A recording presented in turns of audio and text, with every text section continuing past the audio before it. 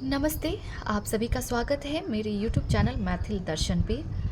तो आज हम बात करने जा रहे हैं एक बहुत ही पवित्र त्योहार रक्षाबंधन के बारे में, जिसे हम सब बहुत ही प्रेम और श्रद्धा के साथ मनाते हैं। तो अभी आप सबके मन में बस एक ही सवाल चल रहा होगा कि रक्षाबंधन इस साल कब मनाया जाएगा और शुभ मुहूर्त क्या है, अभिजीत मुहूर्त क्या है।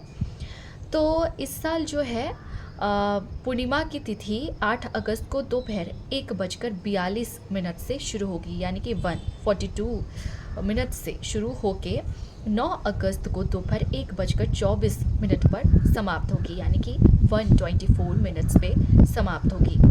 इसीलिए यहाँ पर राखी का त्यौहार 9 अगस्त को मनाया जाएगा। अगर आप अदर कंट्री में रहते हैं तो अब वहाँ पर जो है रक्षाबंधन 9 अगस्त को मनाया जाएगा और वहाँ पर जो राखी बांधने का शुभ मुहूर्त है फॉरेन कंट्री में, वो है 5:51 से लेकर 11:54 तक।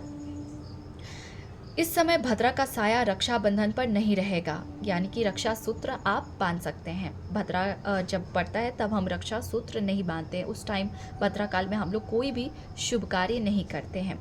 पंचांग के अनुसार शनिवार 9 अगस्त को सुबह से लेकर शाम तक रक्षा सूत्र बांधना शास्त्रोचित माना गया है और इस साल रक्षाबंधन पर कई शुभ योग भी बन रहे हैं। रक्षाबंधन का सर्वार्थ सिद्ध योग सुबह के 5:47 से यानी कि 5:47 से दोपहर 2:23 यानी कि 2:23 तक रहेगा।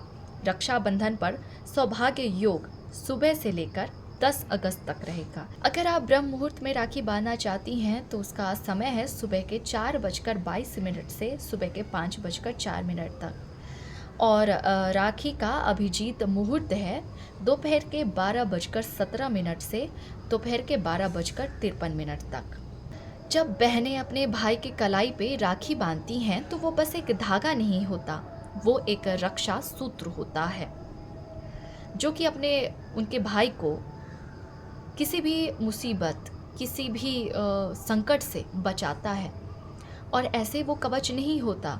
जब हम राखी बांधते हैं उस टाइम में हम एक मंत्र पढ़ते हैं और वो जो धागा होता है वो उस मंत्र से अभिमंत्रित हो जाता है और वो एक रक्षा कवच का काम करता है। पर आजकल के टाइम में जिन्हें पता भी है थोड़ा बहुत मंत्र, पर वो लोग भी चाहते हैं कि कौन इतना मंत्र पढ़े, मुझे संस्कृत नहीं आता, इतना भी हार्ड मंत्र नहीं है। और जब तक आप राखी को मंत्र के साथ नहीं बांधेंगे तब तक वो कैसे एनर्जी का काम करेगा। मंत्र में एनर्जी होता है, इसीलिए वो जब हम धागा बांधते, सूत्र बांधते हैं तो वो एक कवच का काम करता है। तो बिना मंत्र का अगर हम राखी बांधते हैं तो उसका कोई वैल्यू नहीं होता, वो एक धागा जैसा ही रह जाता है। तो आज जो मंत्र है राखी का वो मैं आपको बताती हूँ। अगर आप सीखना चाहते हैं तो आप सीख सकते हैं, गूगल पे भी अवेलेबल है, आप पढ़ के सीख सकते हैं। और अगर आपसे नहीं हो पाता संस्कृत बोला हुआ या पढ़ा हुआ तो जो मंत्र मैं बता रही हूँ वो आप फ़ोन में लगा दीजिएगा और जब आप राखी बांधने लगिएगा तो बस मंत्र सुनते रहिएगा। अगर दोहरा पाए मेरे साथ तो दोहरा लीजिएगा। ओम यं रक्षे रक्षे भद्राय नमः। येन बद्धो बलि राजा दानवेन्द्रो महाबला तेन त्वामपि बद्धनामि रक्षे माचल माचला।